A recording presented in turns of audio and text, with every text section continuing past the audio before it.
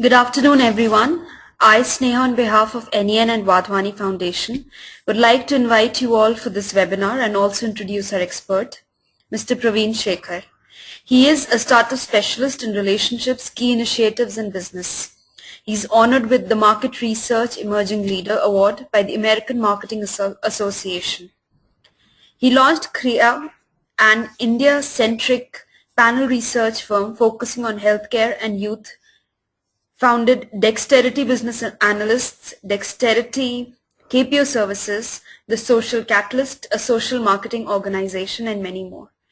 He has presented technical papers at several international conferences and is a charter member of Chennai Speakers Toastmasters Club. His interests include entrepreneurship, marketing research, international marketing, social work, public speaking, travel, photography, and golf. Before I hand over the floor to Praveen, a quick note to all our attendees. You will all be on mute. You may ask questions by typing in the panel provided. Over to you, Praveen. Lovely. Good afternoon, folks. I'm Praveen. I'm a startup specialist, and it's my pleasure to come ahead and talk to you about these three words. Take the plunge. That is the topic of today, what you would need to do. Regardless of where you are in your entrepreneurship career, the fact that you are there, attending this webinar shows that you are either an entrepreneur or are a cat on the wall who's just about to take the jump. That's exactly what I'm here to talk about. For all you folks who are active tweeters in the audience, my handle is @Pravin Shekar. Feel free to use hashtags MRX, SOMA, Thai Chennai, and NEN Club. Now, it's important for me to pause at this stage and give you an idea about what we're going to deal with today. I love three. From a marketing research term, I generally hate three because you're supposed to rate from 1 to 5. And traditionally and culturally, Indians rate a 3. We don't want to give too harsh a rating. We don't want to give too bad a rating. But from a conveying the message perspective, 3 is an absolute number. Because when you go away, you will remember three things. And the three things that I'm going to focus on predominantly are: 1, get the basics right; 2, things that you need to know; and 3 is to jump. As an introduction, why you need to take the plunge? Well, let me quote a couple of examples. These are a couple of statements that state that, this is from Kamal Rekhi, that if 2% of India gets converted into entrepreneurs, we can eradicate unemployment in the country. That is one. Second, my previous generation or the one before that saw a lot of freedom fighters. And this is something that TVS Gopal Srinivasan oft quotes, that entrepreneurs are the freedom fighters of this century. This is something that all of us need, and that's exactly what I'm going to talk about now.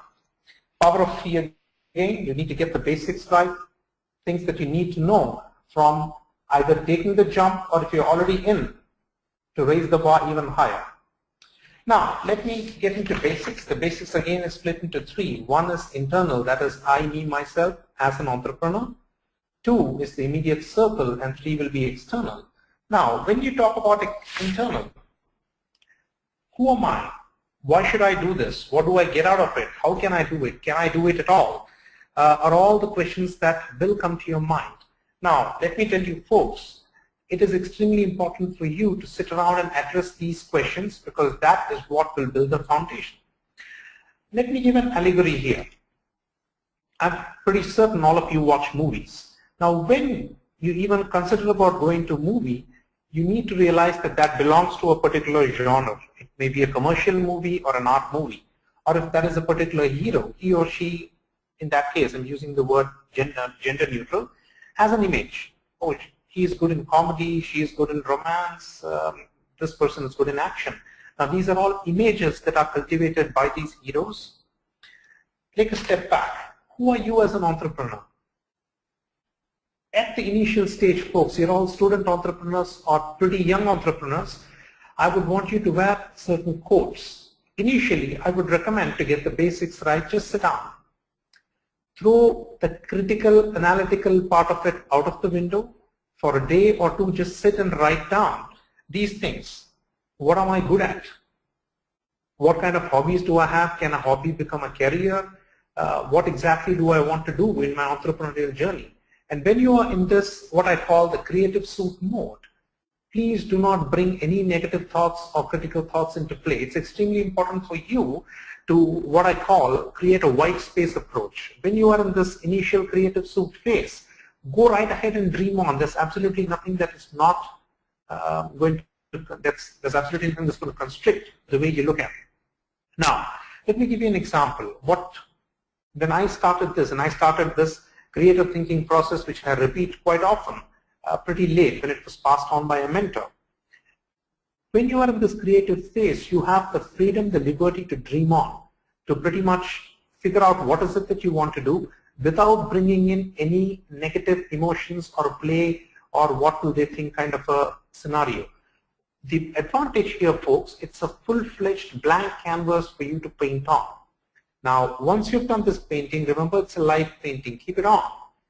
Come back to it after a couple of days and put on your critique hat when you look at each of these, and then and only then you look at a judgment. You bring a judgment into play.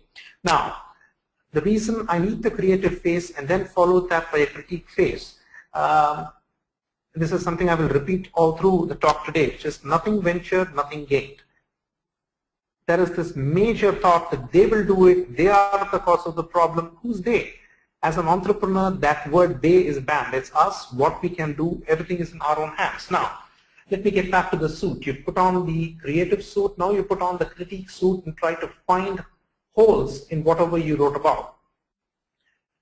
Give it another couple of days. Please write everything down. Don't try to do the entire exercise in your brain. Use blank sheets of paper, tape them to the wall, be open to look at it. Please write it down. The third suit that I want you to do is put on the practical suit. Who knows you better than you as an entrepreneur? All of this is from an entrepreneur perspective. It's extremely important for you to put on the third suit, which is the practical suit. Now you've got a whole, all your dreams are on paper. 1, 2. You've also plucked a lot of holes from each of these. Fine.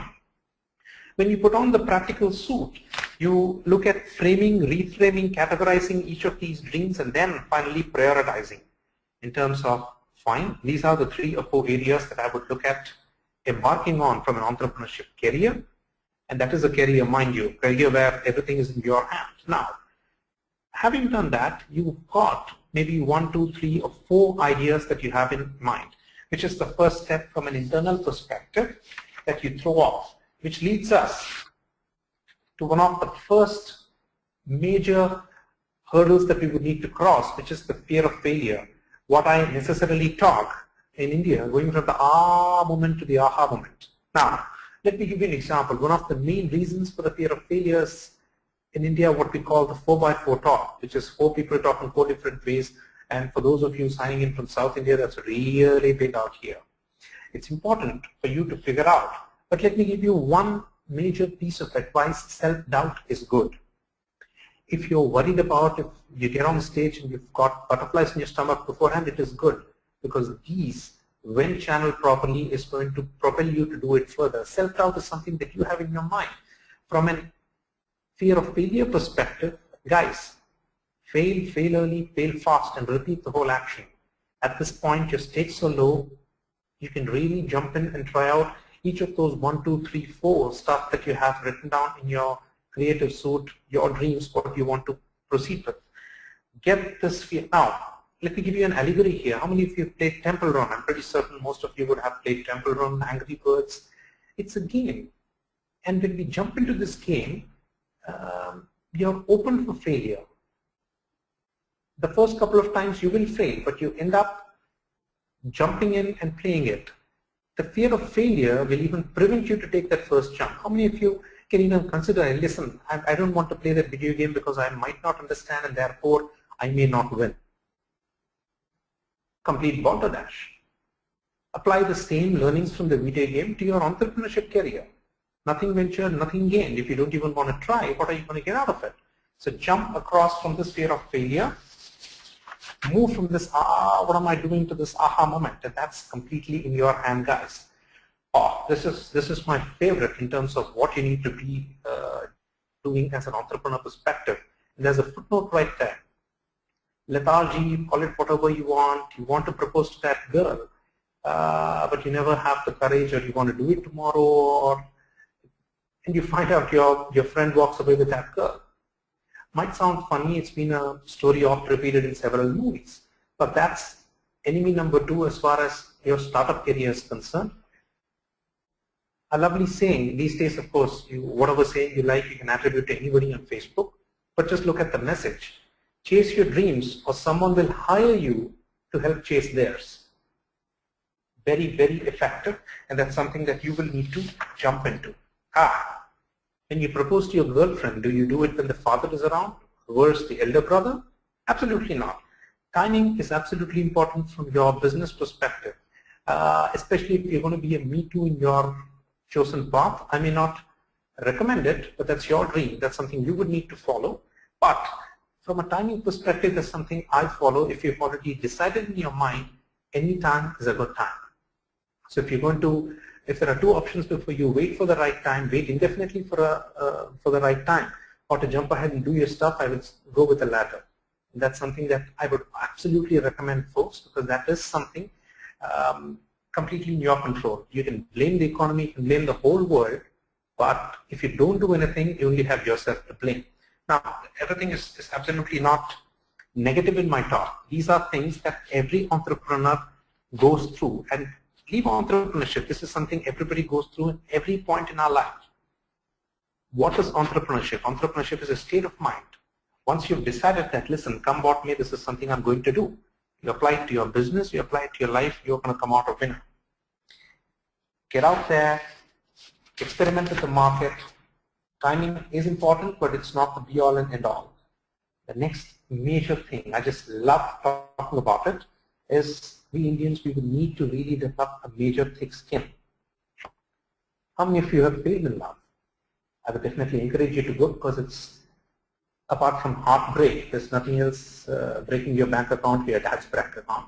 However, jokes apart, that's something that will teach you how to handle rejection from a personal ego perspective.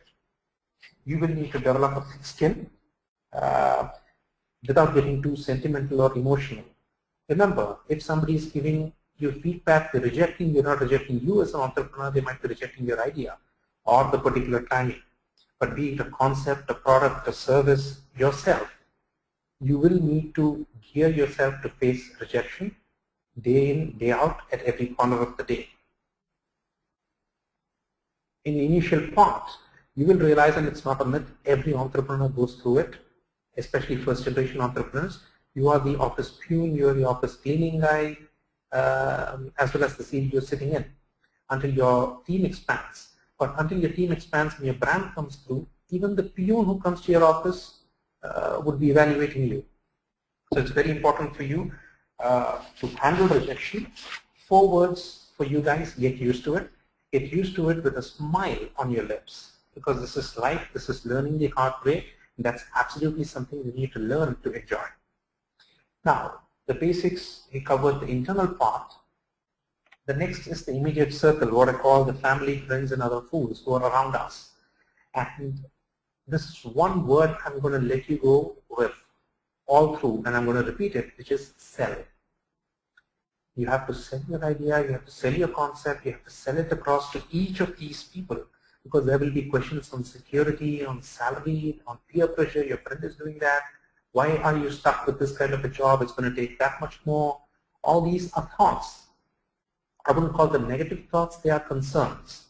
They are concerned about you, these are concerns that they are raising, but it is up to you to win them over, which is why I have put them in basics. Whatever you do, my grandmom didn't speak to me for at least 3 to 4 months when I started the first business. That's nothing new to me, it's new to every person, especially first generation entrepreneurs, something that you need to convince, sell, and then work on. All right. Remember folks, the sales begins here. You're selling whichever one you're looking at. And then comes the major part, which is the external world. You call them prospect, a customer, an influencer, a door opener, a decision maker, whichever way you look at. You need to shout from the rooftops, scream your lungs out, make yourself heard, and you need to sell to every single person out here. there used to be and still continues to be a trend where they say, listen, I'm so good technically, I don't have any competition, clients are just going to come beating down the door to me. That's the biggest myth that you can delude yourself into. The folks out there don't even know what your product is, how important your service is. Nobody's even going to come knocking your door. So the telephone out there, your mobile phone is not going to ring at all unless you go right ahead and tell it to them. And one classic example here, and I'm going to relate to a story, guys. This is, of course, a fictional story when the Russian premier comes to visit India. He has a meeting with the Indian Prime Minister to sign a major accord. They sit down and the electricity comes off. Needless to say, the Russian premier panics because over here, you really sweat buckets when the electricity comes off. The secretary walks up and says, don't worry, sir, I'll do some jugaad and the electricity will come back, and lo and behold, 5 minutes later, the electricity comes on. Fine. They're about to sign the accord, the ink pen stops working. A really irked Russian premier looks at the Indian Prime Minister. The same secretary comes up and says, don't worry, sir, in 5 minutes I'll do some jugaad, it'll be ready. And something was done, the pen was ready, and it was signed. With all this hoopla happening, the Indian Prime Minister said, listen, I understand all these issues happen, I'll drop you off at the airport.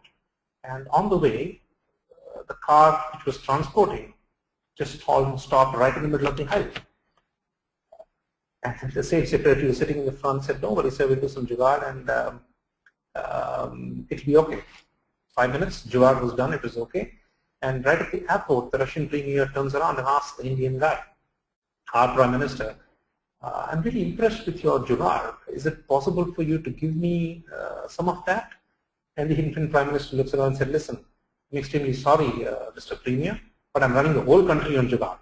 Right? Now, what is the applicability of the jugaad to this? Whatever you do, guys, you need to do some jugaad to get noticed, to get out there, to shout and make sure the world knows you're there. Not just one big bag approach, but something that is more continuous, ongoing, and we will come to the plan a tad later. This is the tad later. This is the next section. What do you need to know? There are 3 M's. Again, the letter 3. Again, 3 important M's. The market, mentor, or money. Now, when it comes to the market, for your business, yes, you have an idea, but have you evaluated what is the need versus what is the want? My need is to go from point A to point B, but I want to do that in a Mercedes-Benz, or I want to do that in a vehicle, I want to do that in an AC bus. You need to figure out the needs and the wants. You need to figure out what is your market. What is the market that you're dealing with? And this is a question that I ask quite often to a whole bunch of people. Think about the biggest jeweler in your town. Now, who do you think is the biggest competitor for this jeweler? Top of mind answer that you will give me is a whole bunch of other jewelers in the town or city that you are. Correct answer, but a wrong way of looking at it. In this day and age, the biggest competitor for this particular jeweler is not only another jeweler, but it's also this luxury store, call it Louis Vuitton or whatever's opening outside. It could be a foreign holiday that the wife demands. It could be an absolutely new vehicle that you're looking at. So the competition is not just the jewelry part, the competition is for mind share and wallet share. When people today can spend that kind of money, let's say 5 lakhs, on a foreign junket, on another vehicle, or some other luxury product, right? Do you get the drift of what I'm talking about? Figure out what your market is. Your market is in the jewelry market, your market is mind share or wallet share. Factor that part in. Also factor in which cycle is your business in. Are you in the startup cycle? Are you in the growth phase? What kind of finance or marketing that you'll be looking at? That's as far as the market is concerned, but at the end of the day, you need to figure out what is your total available market size. And this is something that you will need to do on your own. Google will help you out, but you will need to use your brain out here. Which takes me to the second M, which is the mentor. Please take it very seriously, guys. A mentor is different from a coach. A mentor is not going to sit and do your work for you. A mentor is not going to do your business plan. But a mentor is somebody that you can bounce ideas with. A mentor is somebody that will share his or her mistakes and allow you to make newer ones and not repeating the older ones. There are various stages and various types of mentors. If you're in the startup stage, you need a startup mentor. You've been running your company for 3 to 4 years, you need to grow it to another level, you need a scale-up mentor. You need to go in for funding, you need a different side of mentor. And these are people who donate their time. Let's not talk financials here, but you need to have people who can advise you to take your company to a better level, to shape your business plan better. But please, let me correct it, guys. Mentors do not sit and do the work for you. They guide you. And the mentees take care of it. Mentors, rightly picked, help take your idea into a prototype stage, a prototype into production stage, and then furthermore into sales. This leads me to the third most important M. Well, if you don't know which market you're in, what your positioning is, what your product or service is going to be, you will not be in a position to figure out how much money do you need. Initially, I would strongly recommend put your money, beg, borrow from your friends and family, put it in, get it to a prototype stage before you look out. And this is a major myth that I'm seeing in a whole bunch of startups. If I don't get the funding, I cannot do my business. Absolute balderdash. If you have belief in your product idea or service, go right ahead and slog your butt out. If it has merit, money will follow. But don't put it up saying that only if I get money, I can do that. Absolutely not. You can very well go ahead, figure out what is the bare minimum you need, and whatever money you decide, folks, 50% has to go towards marketing. That's conservative estimate. Don't put everything into your product development. Marketing is a major, that I would actually add it as a fourth M, but that's part and parcel of whatever we're doing. And you need to know exactly when you're going to, from a money perspective, folks, I would strongly advise you to go take up a finance course. I'm not asking you to spend 3 months. There are 1 day, 2 day, 3 day workshops that are being organized for basically finance, for non-finance executives. I'm pretty certain it's there in most of the metros and top cities. Jump in. Even if you have to travel, understand the basics, folks, because a CEO, a startup entrepreneur needs to sell, needs to know numbers, needs to know what marketing is all about, apart from the technical brilliance that you all bring to the table anyway. Research, research, research. Something, again, 3 words, but then I'm not asking you to hire a market research company. I'm asking you to do the research yourself. What is my market? What is the available size? What are the services? Who is my competitor? What kind of competition exists? When I'm targeting, what kind of a market share do I need to look at? What kind of mentors do I need? Where can I approach them? How do I talk to them? Are all questions that answers are already available should you ask. And I'm not even talking Google alone. There are several other ways to research. Attend conferences, attend most of these lectures. You're already taking the first step by attending such a webinar. Continue to attend that, because the more wider you invest in your own knowledge, more wider is going to be your growth. The next point, again, I'm on the second phase. Find a donor. I'm not talking about a blood donor or the wiki donor types. I'm talking clearly about people who will be glad to donate time, glad to donate money, expertise, contacts, gyan for you as an entrepreneur in your course. It is the same as finding a mentor, but a donor is much more than a mentor. Go right ahead, folks, and please do not preclude saying, oh, koi nahi milega, I won't find anybody. Throw these negative thoughts out of your head. When the pupil is ready, the master arrives. So you invest in the first part that I said about internal, I mean myself, the rest will automatically fall in place. And you will need to find donors for the various stages of your business.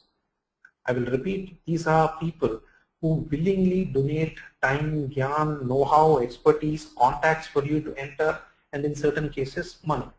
They become angel funding individuals in your case. But you will need to invest time to go find these donors. They will not invest time to find a particular mentee that they will look at. Once you've done that, keep your research arm going.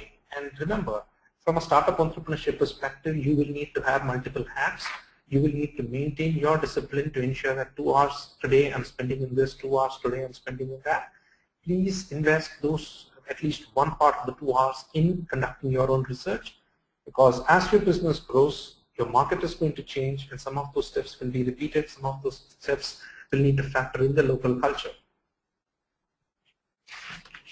Moving into the last part, which is the closing part of my talk, guys. Closing thoughts. You need to develop the mindset of an entrepreneur. If I remember right, there is an animal somewhere in Australia, New Zealand, the Asia Pacific issue called the honey badger. If you piss it off, if you irritate it, it doesn't matter where you run, how you run, it'll hunt you down. That's from a negative point of view, but here, are you hungry about your idea? Are you hungry about entrepreneurship? Then be such a badger and keep nipping away until you win. Develop this mindset, develop a very, very, very thick skin, guys. Keep emotion out. When emotion sets in, reason flees. Keep your sentiments and emotions out. Adopt a devil-may-care attitude. I'm not asking you to be arrogant, aggressive, and kick people away, but this is you we are talking about, a startup entrepreneur. This is you who should be concerned more about what you are doing and where you need to go. Again, remember, from a mindset of an entrepreneur perspective, you clearly need to know where you want to take. I'm not going to throw vision, such big statements out. It's your idea. You need to know where you want to take it 1, 2, 3, 4, 5 years from now, and you work towards it. The dreaming stage will ensure that the goal itself is big enough, but just beyond your achievable part. I'm going to quote some marathon allegories here. And when you train for marathon, and if you're slightly overweight like me, it's a much longer training process. There's something called LSD, long slow distance. If you are not used to it, you really take it slow but run long distances. And in this case, folks, you are a startup entrepreneur today. It is a marathon that you're running, so don't try to achieve everything the next couple of days. Motivation. Again, I have a running coach who clearly says, I'll give you a plan, I'll give you all the material and yarn. I will not give you motivation.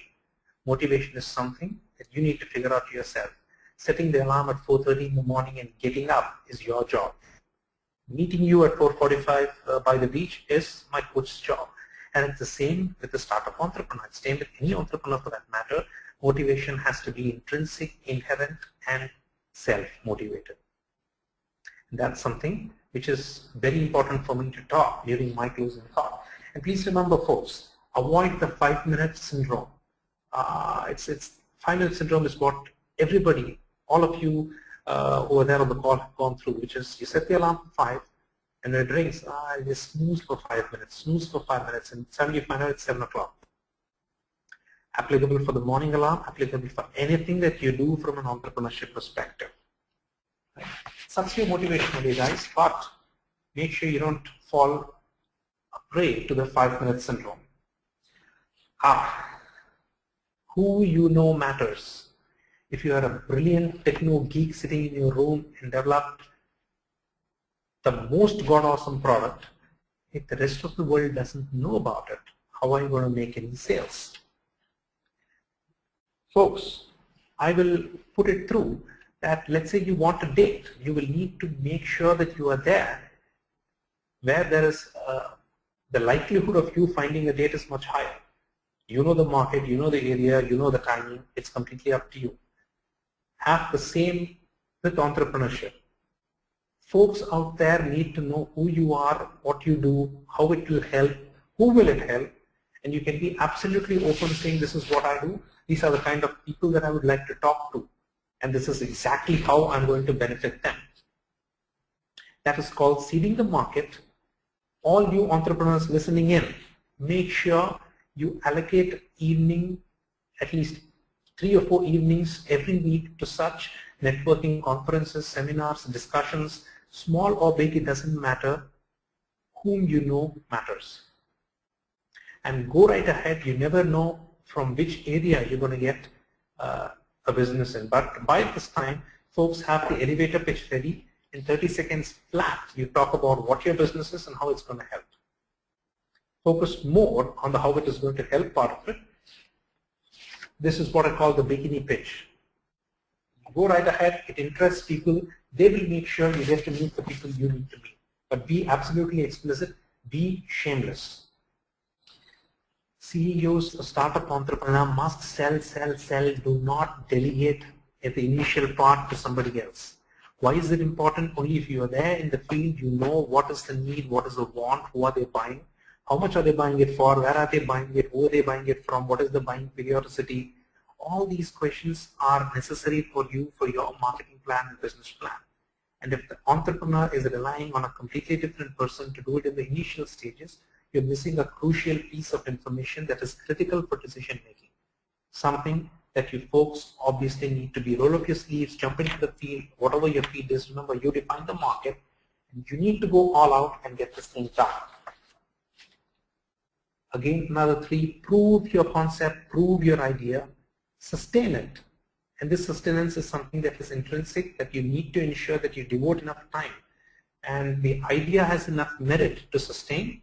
And at that point, you scale up, which could be from idea to prototype, prototype to production, and then thereafter, either the franchising route or improve your market share. But please remember, folks, you are running a marathon here, so don't try to have some quick fix solutions for whatever you're doing.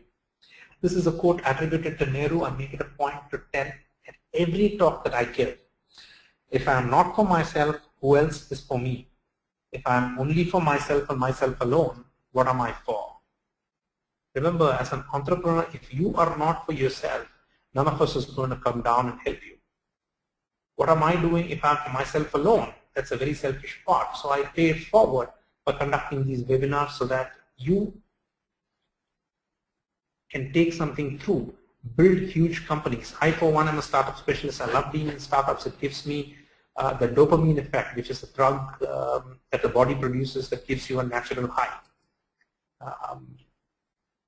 You would need to get that, and you would need to get that on a sustainable venture. Internship, folks, especially for those who are cat on the wall, is entrepreneurship for me, am I the right person, etc. Take up internships. Go to 2019.com or several other internship things. Intern with an entrepreneur and tell him, I want to be an entrepreneur, I want to learn directly from you, which is being practical, jump in, experience it, figure out if it's for you, if you are for it, and I really hope it works both ways.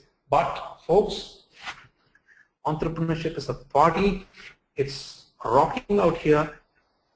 This is my 14th year as an entrepreneur. I'm loving every minute of it. I would gladly recommend copious doses for all you folks who are there, especially cat on the wall. Treat this webinar as a kick in your butt, jump right in, small scale, large scale, big, small, it does not matter. It could be whatever you want to do, which is what I call, in this current generation, in my generation, dignity of labor, especially in the US, was not a big issue. It doesn't matter what you're doing as long as you work.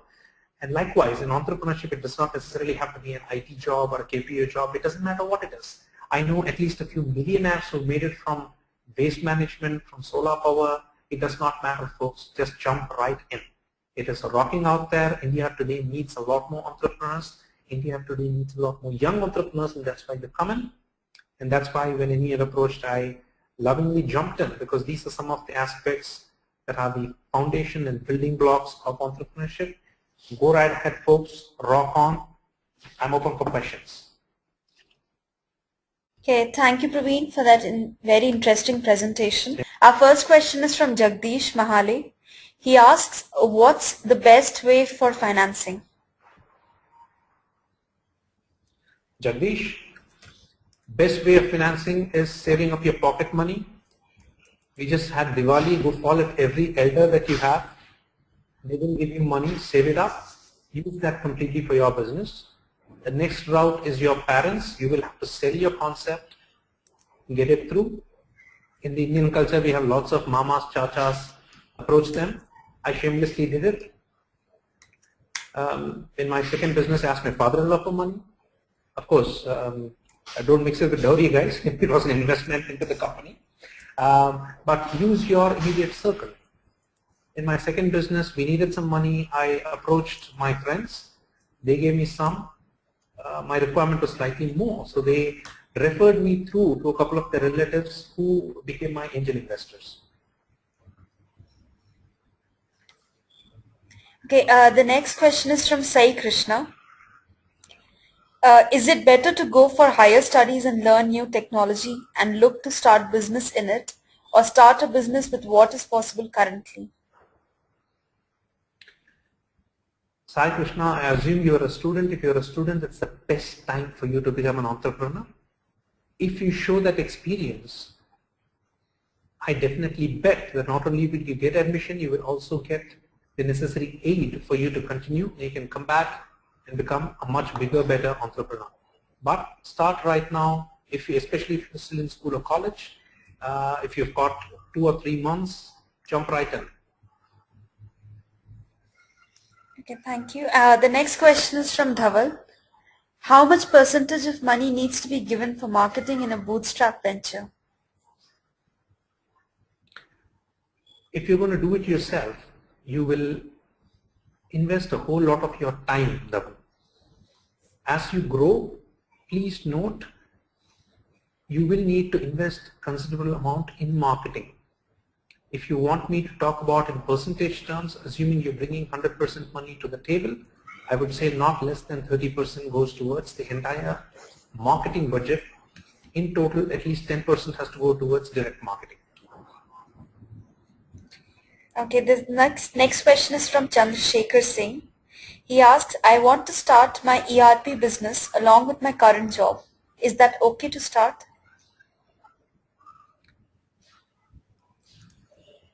I'm already married. Is it wise for me to have a girlfriend at this point? I can meet both of them at the same time, Chandrasekhar.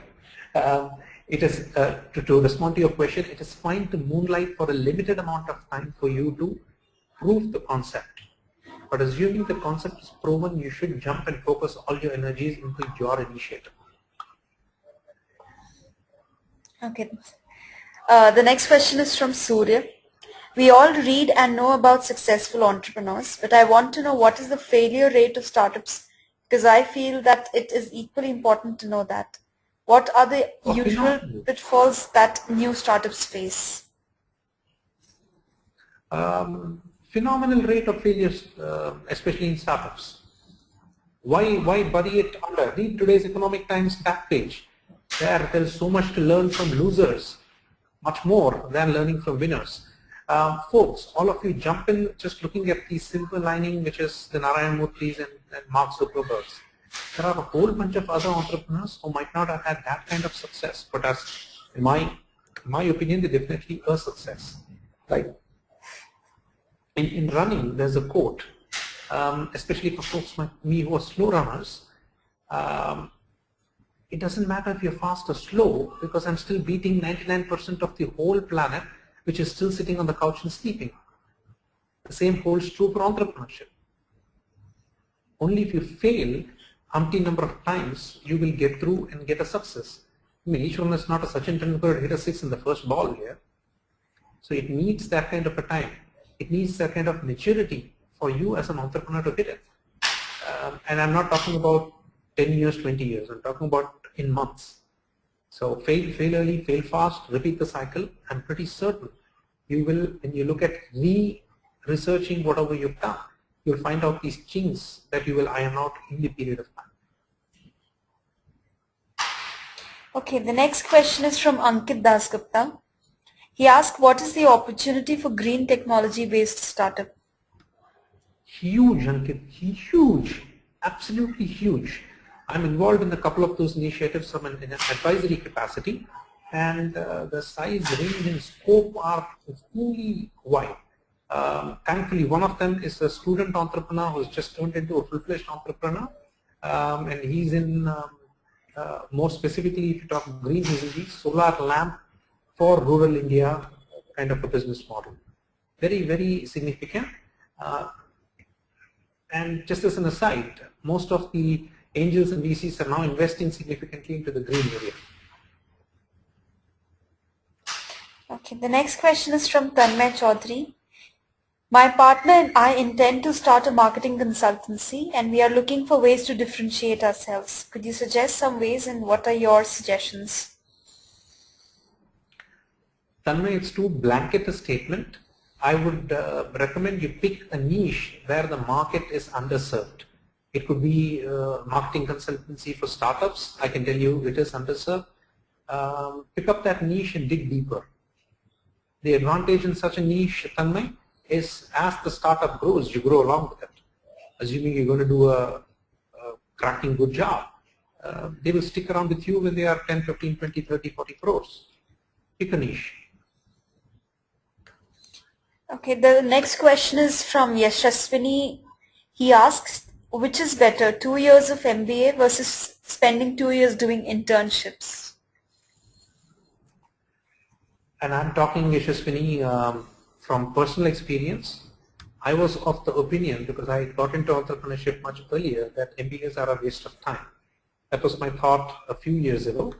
Having gone into entrepreneurship and then done my EPGP at IIM, I'm a big proponent of getting WorkX and then doing your MBA and getting an entrepreneurial experience and then doing your MBA, because the learning is significant and profound. So if you have an option of doing 2 years of internship, I would say do 3 months of internship and the remaining months jump into some business that is of interest to you. And after that, going for your higher studies, your learning will be that much more, you can absorb that much more. I'm talking from personal experience here. Okay, the next question is from Abdul. He says how to know the legal aspects before starting up, like what are important legal checklists that one should ensure before starting up. Right. Abdul, please get a professional to help you out with steps, because there are lots of holes. Right down from what kind of an entity are you going to form? Is it a proprietorship, partnership, a limited liability partnership, a private limited or a public? Leave the public part out, but all the others are in the legal framework for startups. You need to bring in a professional to help you out to do it the right way. Otherwise, when you are in the 3rd or 4th year, you'll figure out you forgot something and you'll pay a heavy penalty. So use professionals, be it not just for legal, also for accounting and finance. Okay, the next question is from Abhinav Day. He says, first, should I start collecting people or work on development of the conceptual aim of the project?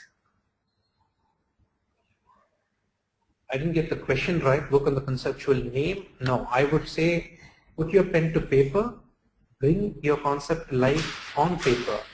What I have personally realized, and I request everybody to do, is you can talk 20,000 things. When I ask you to put it down on paper in a format that other people can understand, 99% of us suck. So my recommendation is put whatever your concept, whatever you want to do on paper in a format that is not just understood by you, but by those around you. If it is that clear, then you can go ahead and ask people to join you in your venture, because you'll be able to communicate properly at that time.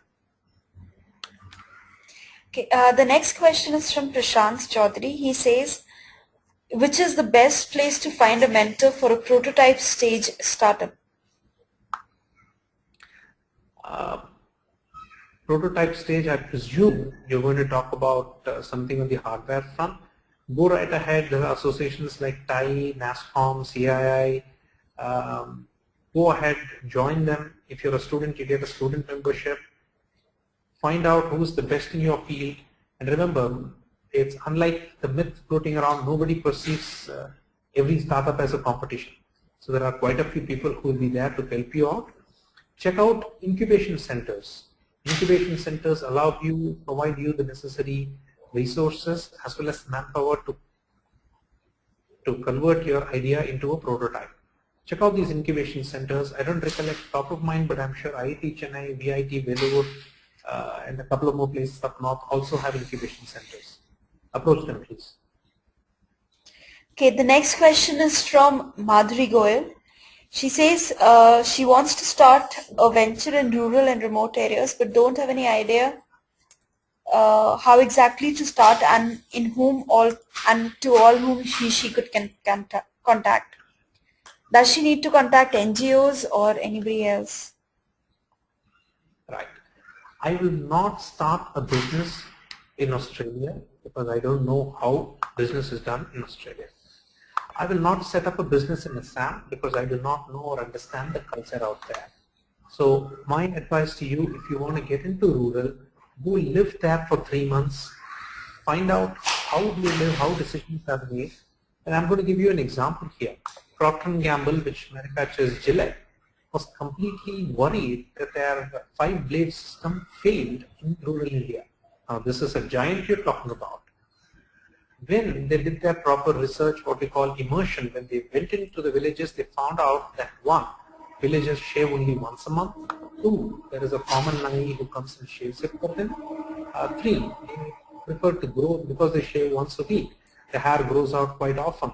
And 4, their average cost for a shave is quite low. Now these are all inputs for decision making coming in from the field. That the 4-blade system, which is a success in urban India, is a colossal failure from a price point, but also from a usage perspective. These are things that you will find out only when you go live in these areas. So if you are serious about a business involving rural India, break it down into state, break it down into district, or whichever zone you are in, go spend some time traveling in this, understand that market, figure out the need and the want, and then jump in.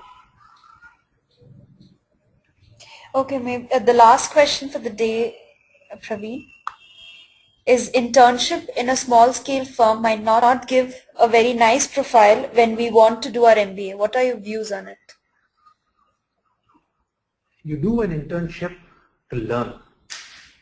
Where do you have an opportunity to learn more about horizontals? If you are in a smaller scale company, you have the maximum possibility to put your fingers in marketing, finance, HR, actual production than a Tata consultancy services, which will, of course you learn that as well, but you will pretty much be restricted to a particular division. So my recommendation for all you folks, do not look at doing an internship as a brand name that's going to get you a better job or it's going to get you a better admission. It is your learning, your knowledge, and how you position it that's going to get you all that. So go wherever you are confident your learning capacity will be optimal, where you will be in a position to learn as much more and experiment. And internships are not 9 to 5, folks. Just give yourself into those internships. Small or big scale, doesn't matter. Where you learn and how much you can learn at that place matters. Okay, thank you, Pravin, for this interesting session. This was my the pleasure, last. guys. Listen, my Twitter handle is at Pravin Shekar. My email ID is right on screen. Feel free to mail it across. I generally revert within 48 hours. So feel free to shoot any questions that you might have. Yeah, thank you so much. Thank you to all our attendees for participating in the webinar. We are glad that the questions kept coming, but due to lack of time, we are unable to answer all. Please do send in your feedback and suggestions to us at eclub@nenglobal.org. Also, if you found the session interesting, feel free to blog or post about it. The recorded version of the webinar will be available on our website by the end of this week. Also, NEN eClub is starting a series of workshop and panel discussions across India. On Saturday, we have in Chennai on raising money for your startup, Bangalore, managing and protecting your IPR, and Chennai, as I said, raising money for your startup, and Kolkata for nuts and bolts and legal aspects of starting up. So thank you once again and have a nice evening.